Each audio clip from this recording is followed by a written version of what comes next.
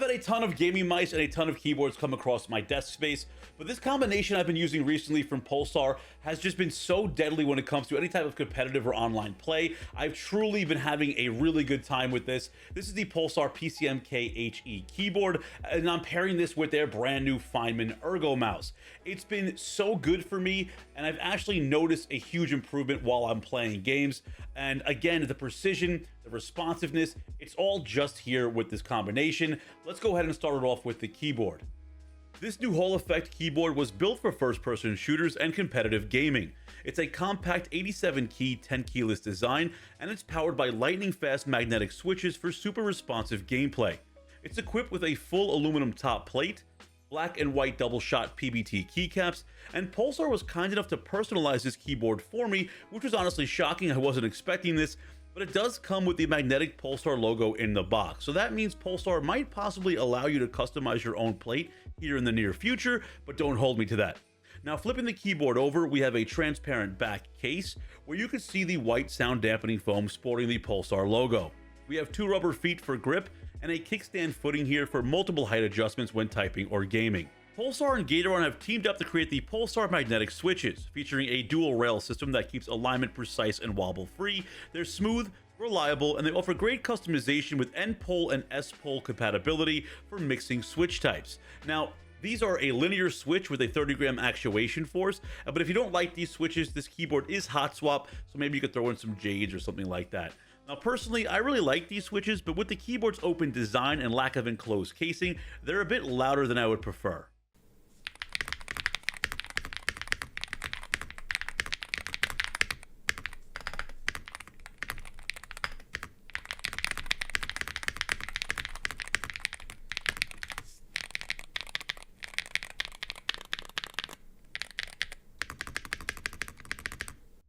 The key highlights of this keyboard are that it shares the same bare-bone design as their previous PCMK, but the internal components have been completely revamped. It's a top-tier Hall Effect board in terms of performance, offering you industry-leading latency, a true 8K polling rate, and up to a 6K scanning rate, with rapid trigger technology being the bread and butter here.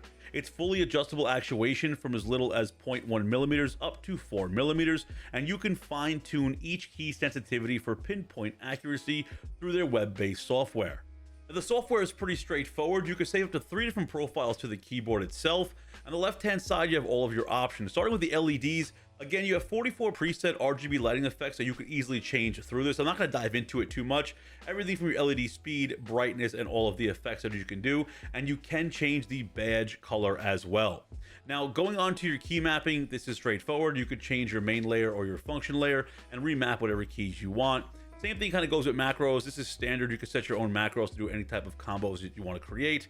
But the main thing here is going to be the performance here. Now, you're going to notice, you're going to see everything is automatically set to 1.6mm. But go ahead and click on whichever key that you want to change. You can change every separate key. I went ahead and changed my WASD. Now, starting with the W key, you go ahead down here and you can see you have rapid trigger mode that you can turn on or off. If you turn rapid trigger off, you can see the key goes right back to its standard 1.6mm, and then you go ahead and turn it back on, and you'll see a little RT here, letting you know that key is in rapid trigger mode. You have 3 different options down here where you can easily turn on your actuation point with your continuous rapid trigger here, and then you have the input as low as 1 up to 4mm. Then you have your press and release distance as low as 1 to 2mm, and same thing for your bottom out protection distance. You can easily turn these on or off, and however you want that key to act, it will act for you. You could obviously select all the keys here as well and simply turn on rapid trigger for everything and just have an absolute field day. And then finally, under settings, you can go to keyboard settings, and you could obviously turn N key rollover on or off. I would obviously leave that on. And then your polling rate from as low as 1K up to 8K. And then if you have to update the board, everything is down here. Just simply click update and you're good to go. Now, the keyboard does have quick tap mode, which is known as SOCD, but you don't turn it on via the software. It's turned on through the keyboard itself simply by hitting function plus left shift, and that will activate or deactivate quick tap mode.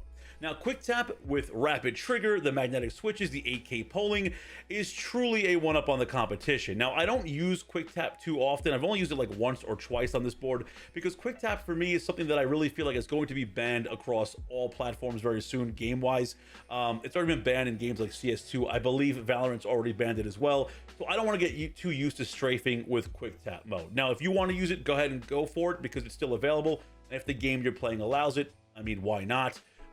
But again, rapid trigger alone with the magnetic switches, the 8K polling, I am really enjoying this keyboard. And the build quality alone, the fact that it has the, aluminum top here, makes it feel more durable. I don't have a plastic board in front of me that could do all these cool things. So I feel like I'm playing on a more premium keyboard here with amazing features. Now, I've been using the Pulsar X2H ES. It's been one of my go-to mice for a very long time. I love the shape, I love the performance.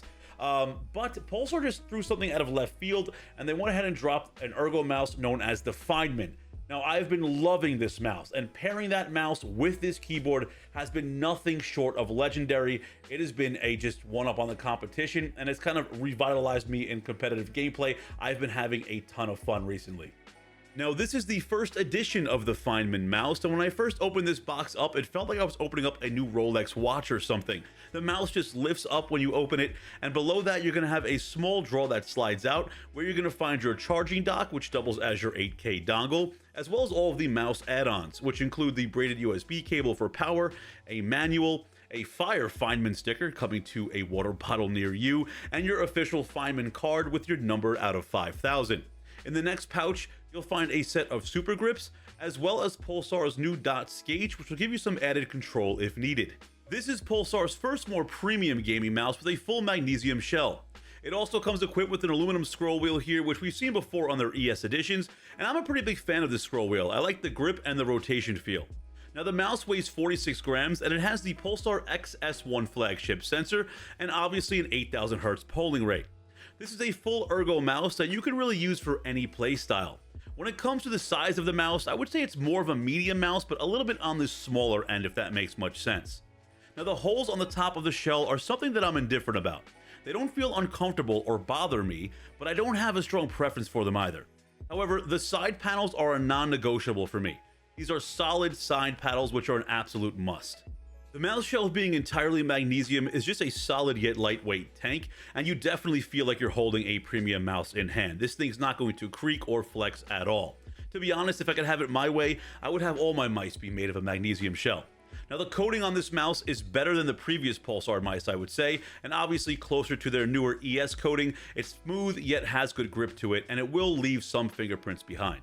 The functionality of this mouse overall is pretty great. Now, you don't have a USB charging port on this mouse, and it can only be charged via the charging dock, which will also act as your 8K polling receiver. Now, I can see how that may deter some people, but personally, I've always been pretty good with charging my mice, and I do use a few different ones laying around here in the studio space, so I'm okay with the short rotation. But I do understand if that's something that can bother people, and I would definitely take that into consideration. Now, the Kailh optical switches on mouse 1 and 2 are very crisp feeling. They aren't heavy at all, and they are very spammable. And overall, they feel really good for me in game. Now, the side buttons, I would say, feel just the same or closer to the X-Lite V3 ES I've been using recently, and I really like the placement of these.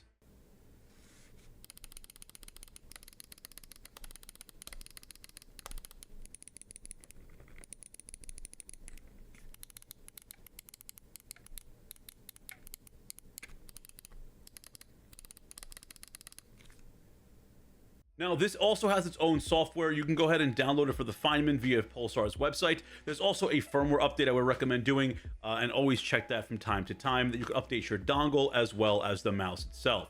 Once your firmware is updated, go ahead and download the software, hop in here, click on the Feinmann mouse, it will get you in there, and you could do all of your basic functions, like obviously change your left click, right click, wheel click, everything you need to do, set up macros. But if you go to performance here, you'll see your DPI information, which is standard, and then down here, you're gonna have your polling rate. You're gonna wanna take this from 1,000, probably put it up to 8,000, and you could change your liftoff distance, your debounce time. Everything is very easy to do and straightforward. And once you're all set, you can go ahead and just save that and you're good to go.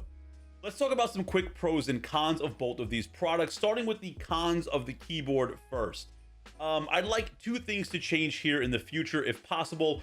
One, I would like to see a wider range of magnetic switches be available via Pulsar's website that we could pick up and throw into this board, or at least be offered with time of purchase. Second off, I love the TKL layout. I think it's absolutely great when it comes to gaming. I just don't like the opened concept we have on this keyboard. It reminds me of like just an older gaming keyboard overall. I feel like we've moved past that. And even though these switches are decently quiet in here, they definitely could have been quieter if we had a more enclosed casing here. I do like the fact they went with a metal top. It does feel more premium. It is more premium, and they do a decent job of sound dampening inside, but it could have been a little bit quieter if we had a more enclosed board here. It just looks a little too gamery for me, and I want to see them kind of move past that, maybe with an ES version or something in the future. The badge with the name on it is absolutely fire, and I really hope Pulsar opens it up for everyone else out there, because I think it's such a nice touch. But when it comes to the pros of this keyboard, it's going to be its functionality overall. This is one of the faster of the Hall effect boards that are on the market to date. The fact that you can go into their web-based software and just change each actuation down to as low as 1mm up to a max of 4 on each rapid trigger switch is something that you don't see on a lot of these boards that are available. There was like 4 that I would recommend previously. This is like my maybe number 1 or number 2 spot now. It's such a solid performing rapid trigger board that I think at a competitive price point, you just cannot go wrong. When it comes to the Feinmann, I don't have many cons I could say about this. I'm trying to come up with some. It's difficult. I mean, if you're not a fan of ergo mice, I would still suggest giving this one a try because it might surprise you. I guess I have to mention the dongle for the fact that you don't have a way to charge this without the dongle. If that thing was to break somehow, your mouse is basically kind of screwed. I just don't see that happening anytime soon. I mean, the magnesium shell is very, very well made. I love magnesium shells on mice. Since the Final Mouse days, this thing is amazing. The buttons are easy to access on the bottom. I don't have any crazy pre-travel on any of the switches. They're all very snappy and responsive. And overall, this is a great experience when it comes to a mouse. I don't know. How do you beat this, Pulsar? The 8K polling on this ergo mouse matched with the 8K rapid trigger keyboard. It's an absolute deadly combination right now. I'm not having any, frequency drops or just any weird glitches while using this mouse so far in game. The dongle is performing amazing. It's overall just a great time. It's where I want to be. Everything just feels really fluid and snappy. Now, I am using a glass mouse pad, but I've been using one for quite some time. If you are getting into a glass pad and you find yourself having a little bit of control issues with the mouse, definitely go ahead and throw on those new dot skates. It will for sure give you a little bit more extra control. I might throw them on here in the future, but so far I've just been really loving the performance of both of these products. And honestly, I think Pulsar has really outdone themselves right here at the end of 2024, and I cannot wait to see where we go next.